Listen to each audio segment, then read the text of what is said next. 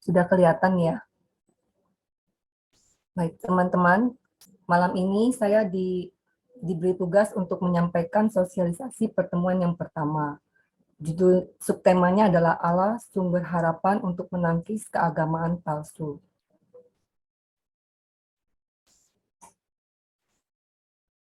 Latar belakangnya, seperti tadi yang dikatakan Pak Gun, pandemi COVID mengubah cara hidup ya, cara hidup sejak tahun 2020 kita mengalami pandemi, mengalami banyak pembatasan-pembatasan kegiatan, kemudian ibadah pun kita belajar mengikutinya secara online. Nah, kemudian waktu berjalan di tahun 2021, KAJ mengajak kita untuk berefleksi tentang banyak hal.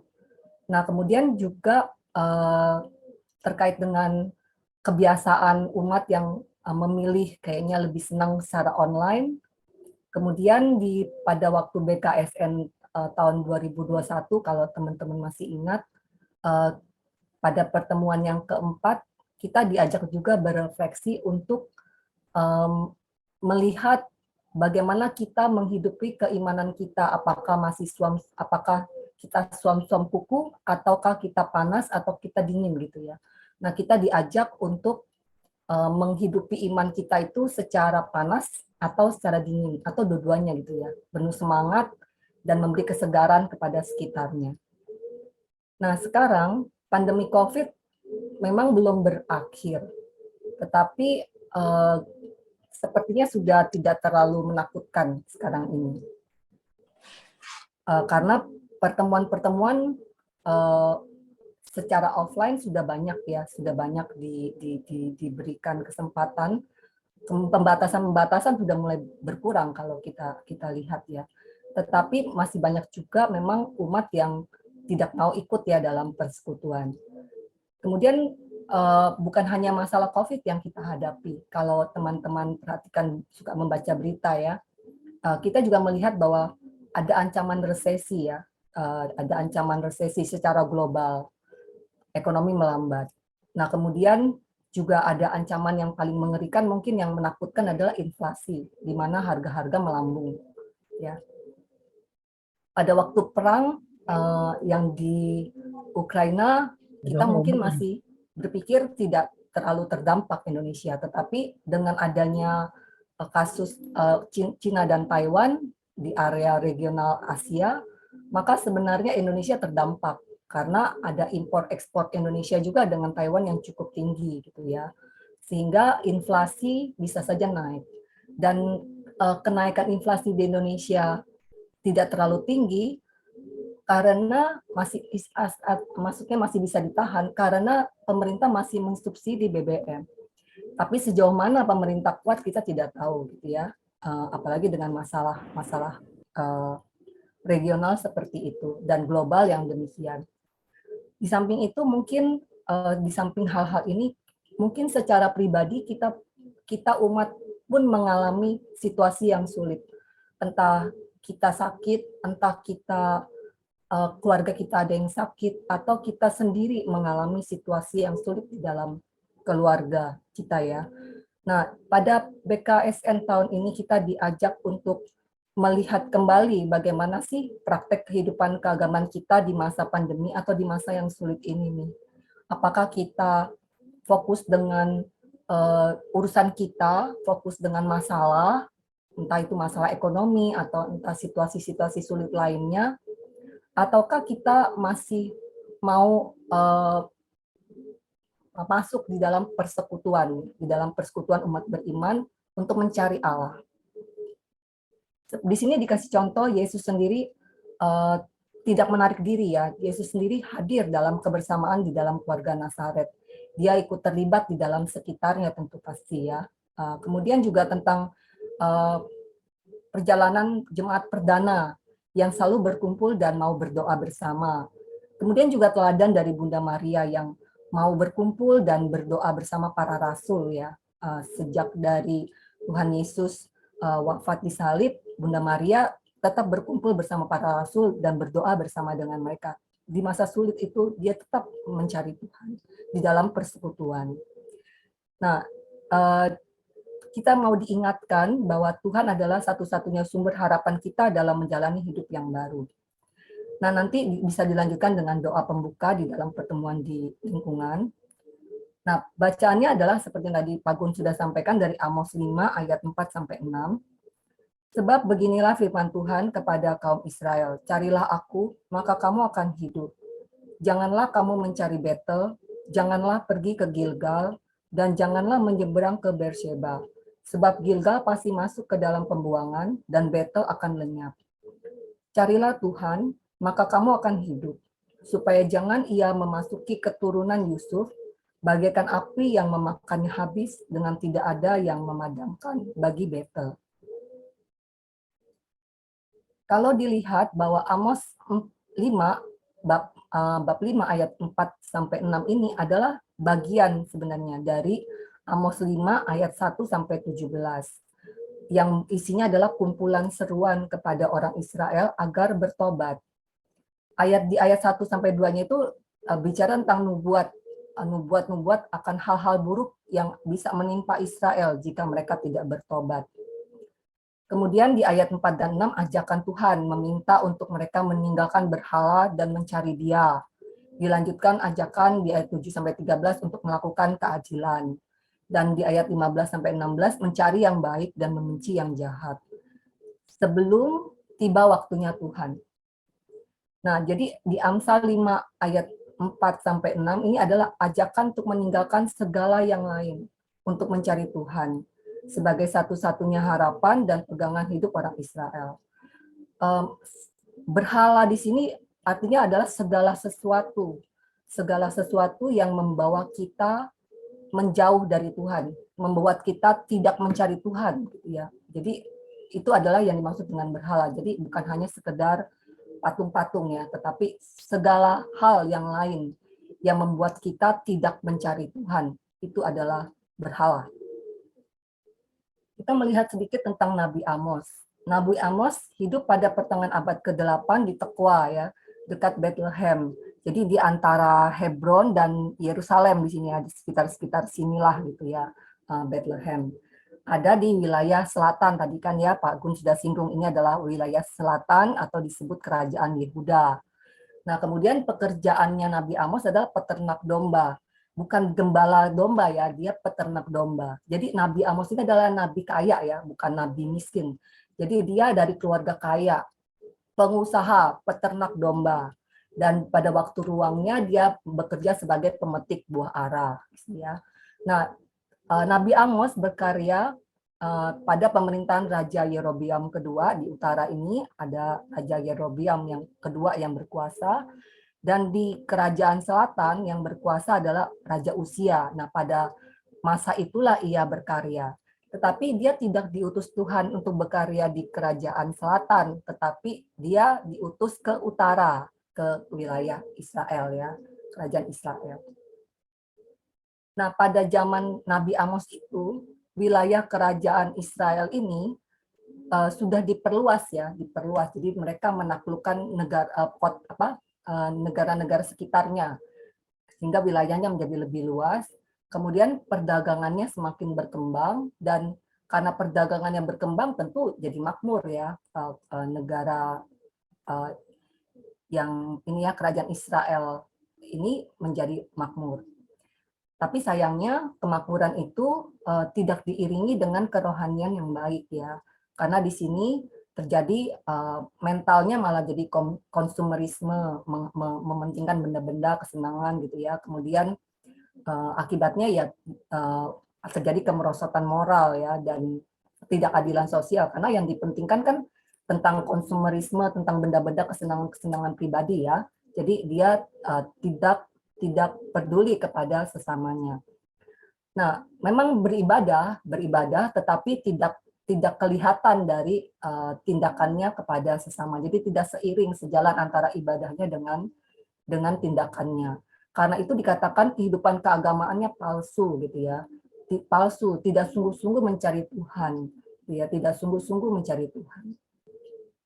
Nah, pada kondisi inilah Nabi Amos tampil untuk membela hak orang-orang kecil. Kemudian dia juga mengecam ketidakadilan sosial, kemerosotan moral, materialisme, dan hidup keagamaan yang palsu. Dan Nabi Amos menubuatkan keruntuhan dan kehancuran Israel apabila mereka tidak bertobat.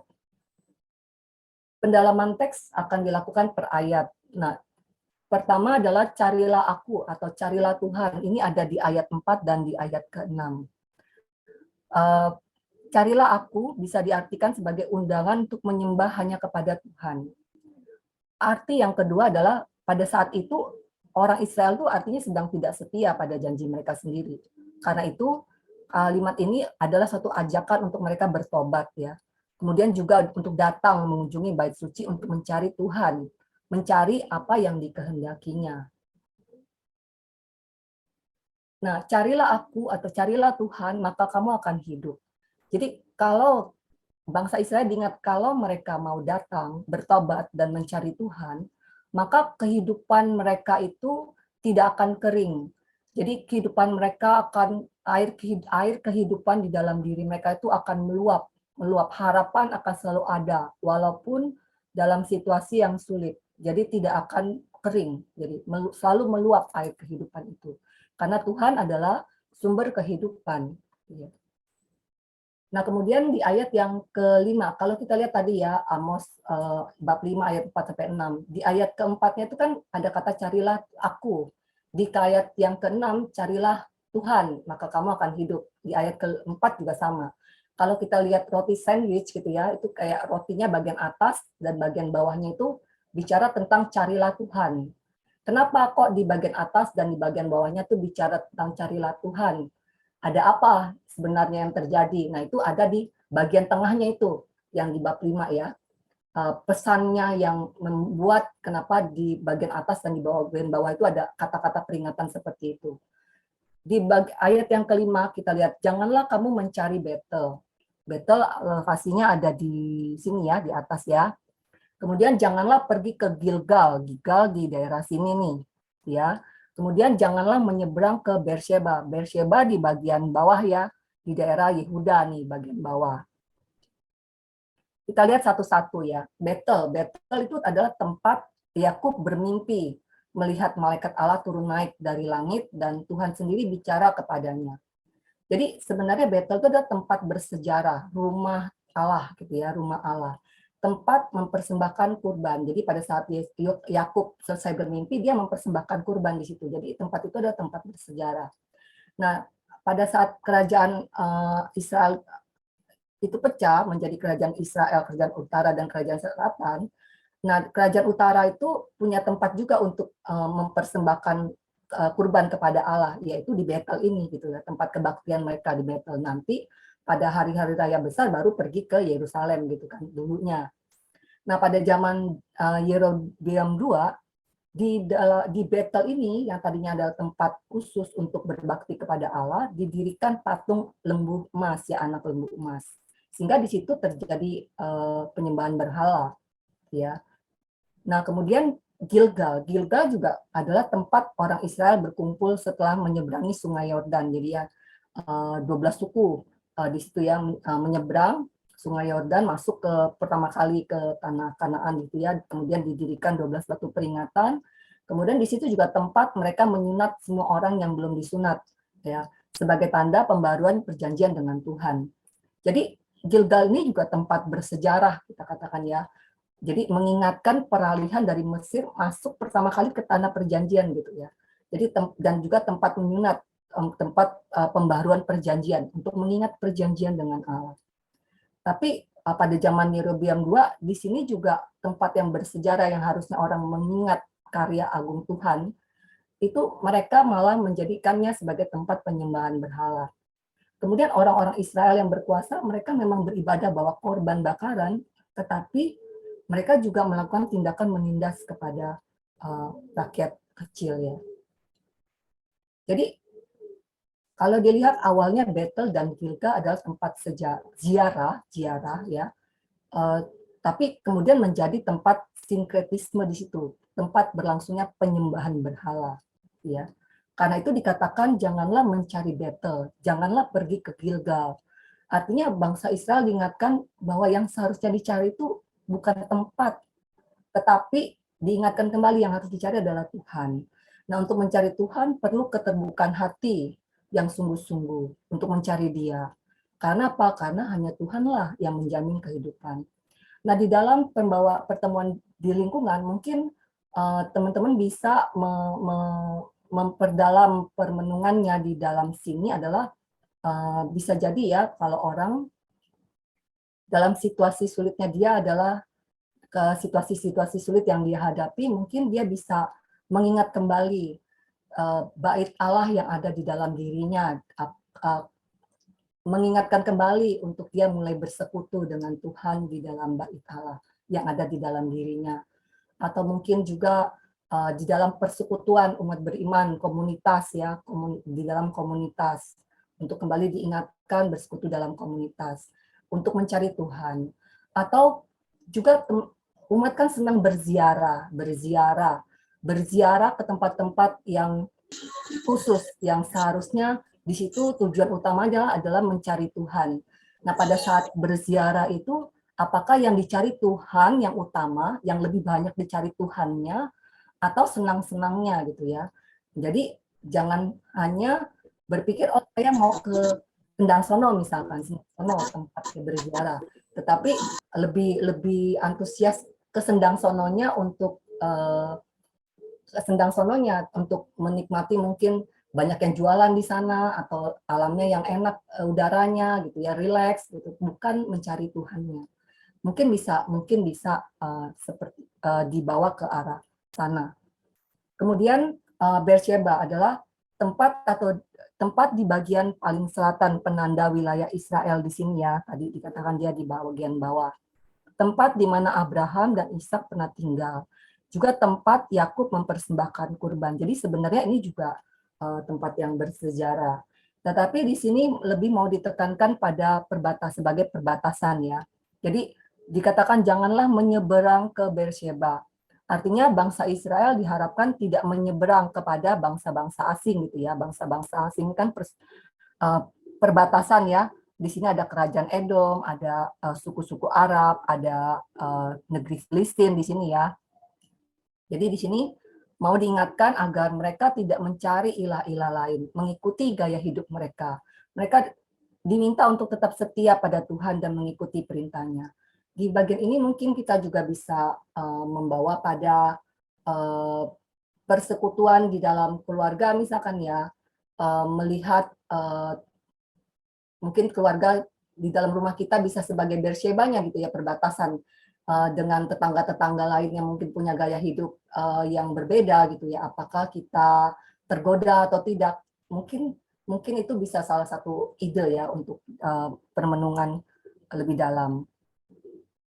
Kemudian pendalaman teks yang berikutnya adalah di ayat yang ke-6, api yang tak terpadamkan. Api adalah lambang keruntuhan kota. Jadi pada saat perang, biasanya kota yang ditaklukkan itu dibakar musuh ya. Jadi seperti Jericho, kan setelah ditaklukkan oleh Yosua kan dibakar. Begitu juga Yerusalem gitu ya, setelah ditaklukkan musuh dibakar gitu ya. Nah, di sini bangsa Israel tuh diingatkan bahwa hanya untuk menyembah pada Tuhan saja. Kalau tidak, maka Tuhan akan mendatangi mereka bagai api yang akan memakan habis, membasmi, dan tidak akan ada yang bisa memadamkan. Artinya, kita ingat bahwa pada saat bangsa Israel setia, ketika mereka menghadapi musuh dari kerajaan-kerajaan sekitarnya, mereka selalu menang. Tetapi pada saat mereka tidak setia, maka mereka hancur seperti itu ya. Jadi di sini diingatkan bahwa Allah itu adalah sumber kekuatan bagi bangsa Israel, juga kekuatan bagi kita. Ya, jadi kalau kita tetap setia di tengah kesulitan kita, maka kita tidak akan menjadi lemah ya pada saat kita diserang oleh berbagai permasalahan. Ya, mungkin kita tidak perang seperti bangsa Israel ya, kerajaan-kerajaan, tetapi perang melawan kondisi ekonomi yang sulit, perang melawan pandemi, perang melawan situasi atau kondisi kesehatan yang sulit, dan lain sebagainya ya. Jadi kalau kita tetap mengikuti Tuhan, maka harapan itu tetap ada.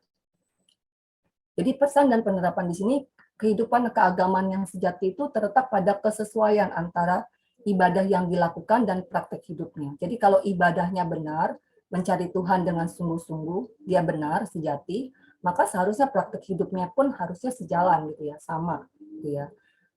Kemudian yang kedua adalah mau diingatkan bahwa hanya dalam Tuhan ada kehidupan yang sejati ya. Terus kemudian kita diajak untuk kembali mengikuti pola-pola tradisional dalam menghidupi iman gitu ya. Jangan ikut-ikutan pola-pola yang lain gitu. Jadi diharapkan mau tetap masuk dalam persekutuan, meneladani jemaat perdana, meneladani bagaimana Tuhan Yesus juga masuk dalam persekutuan dalam keluarga kudus gitu ya. Kemudian dalam jemaat perdana yang bersekutu dalam komunitas, kemudian juga Bunda Maria yang mau melakukan persekutuan berdoa setiap hari bersama para rasul, itu yang kita diharapkan mengikutinya ya. Kemudian jangan pernah ke Bethel, Gilgal, dan Beersheba, yang artinya kita ke tempat-tempat yang bisa menuntun kita pada arah yang salah. Entah tempat itu apa gitu ya, yang menjadi berhala kita. Nah, dengan cara ini kita dapat menangkis mentalitas keagamaan palsu. Sharing dan aksi nyata. Kalau saya lihat sharing di sini, sharing poin-poinnya 1-6 ini mungkin lebih kepada checklist kita untuk melihat apakah kehidupan keagamaan kita itu sudah sejati atau belum gitu ya. Jadi kita mau melakukan checklist nih. Apa sih yang lebih dominan yang saya cari dalam hidup saya? Apakah Tuhan? Apakah drakor? Apakah handphone gitu? Apakah pekerjaan? Apakah masalah gitu? Itu yang menjadi dominan yang mana gitu? Masalah. Jadi berkutat pada masalah aja gitu. Kemudian apakah Tuhan juga ada dalam daftar utama yang menjadi prioritas kita? Kemudian di tengah pandemi apakah masih setia mencari Tuhan? Atau kalau ada pembatasan-pembatasan kegiatan keagamaan membuat kita jadi males gitu ya, itu dijadikan alasan gitu. Atau kalau pembatasannya mulai dilonggarkan, cari alasan yang lain gitu. Kemudian apakah itu kita lakukan? Kemudian pada saat kita, kalaupun kita nggak bisa mengikuti yang offline, kita mengikuti yang online, apakah perilaku kita mengikuti ibadah itu sama seperti pada waktu kita mengikuti yang offline? Sama khusyuknya kah? Persiapannya sama kah? Gitu ya. Terus kemudian kebiasaan-kebiasaan apa yang menjauhkan saya dari Tuhan? Apakah kebiasaan-kebiasaan nonton? Apakah kebiasaan-kebiasaan khawatir? Dan lain sebagainya. Pernah nggak saya merasakan teguran Tuhan dalam hidup saya? Dan apakah hidup keagamaan saya cukup konsisten antara perkataan dan perbuatan? Nanti setelah selesai sharing, bisa dilakukan doa umat spontan ya, kemudian ditutup dengan doa spontan itu ditutup dengan doa Bapa Kami, dan kemudian baru doa penutup. Kemudian dilanjutkan dengan berkat dan pengutusan. Demikian teman-teman sharing yang bisa saya berikan. Pak Gun, terima kasih.